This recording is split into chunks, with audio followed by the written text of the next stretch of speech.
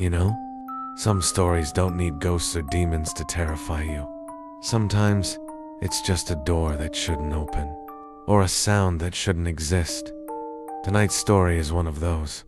Something that came to me from a subscriber living thousands of miles away.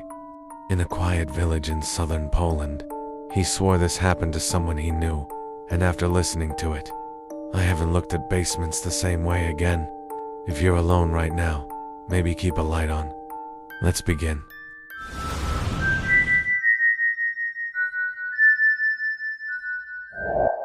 It started with a smell.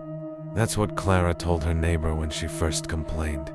Like wet stone, cold, and metallic. Clara lived in a small house just outside Bochnia, a quiet mining town in Poland. She and her husband, Marek, had recently moved in with their 2 kids, Cuba and little Lenka.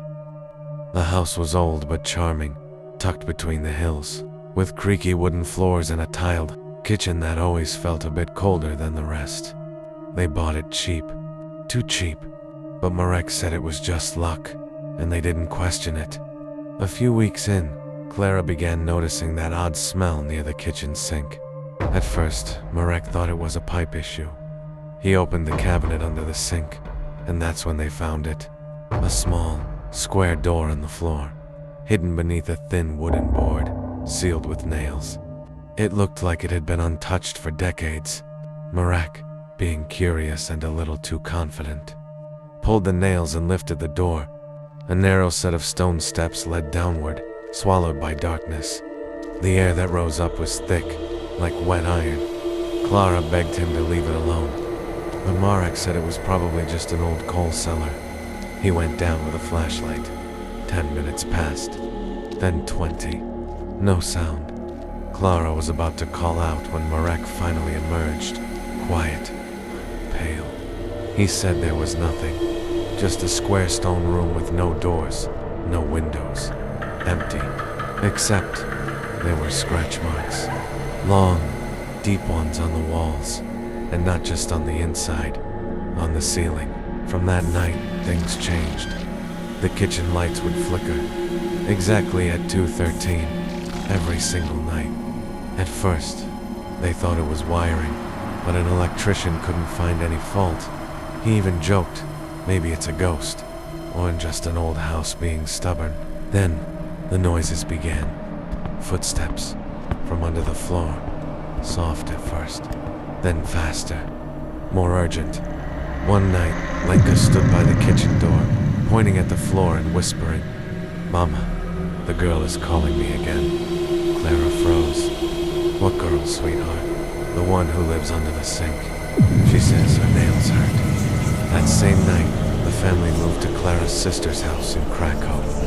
But before leaving, Marek went down once more into the hidden room.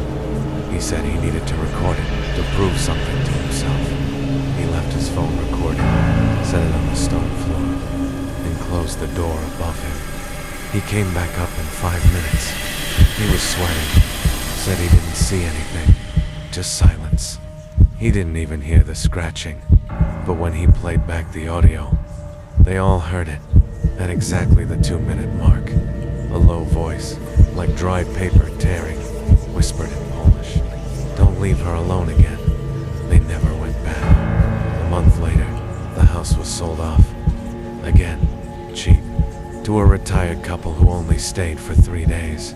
Clara heard from a neighbor that the couple reported a water leak under the kitchen. A week later, workers came to seal the underground room permanently with concrete. But here's the thing, Clara never told anyone about what Marek saw written in chalk on the floor down there. She only told the person who sent me this story. One word, just one, over and over. Stay. So, if your kitchen ever smells like whetstone, or if your child starts talking to someone who isn't there, maybe check under the sink, or don't. Either way, let me know in the comments, what would you have done if you found that room? And hey, if you're still listening with the lights off, maybe turn them back on before bed, for no reason, just in case. And if you want more stories like this, you know where to find me next time. Until then, Stay curious.